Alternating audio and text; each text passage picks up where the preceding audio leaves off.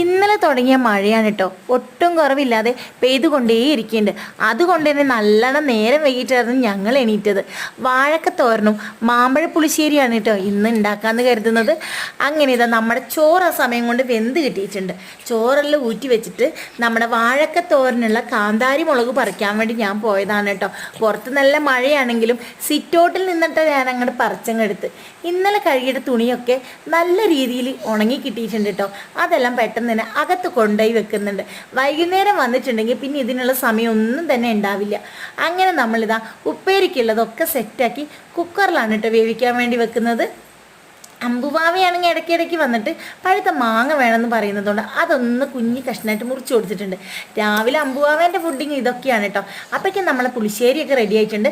നമ്മളിത് ചക്ക പൊരിക്കാൻ വേണ്ടി സെറ്റാക്കി കൊണ്ടിരിക്കുമ്പോഴാണ് മക്കളെ ആ പണി കിട്ടിയത്. നമ്മുടെ ഗ്യാസ് അങ്ങോട്ട് തീർന്നു പോയി. അപ്പോൾ ചക്ക വറുക്കൽ വൈകുന്നേരത്തേക്ക് മാറ്റി വെച്ചു.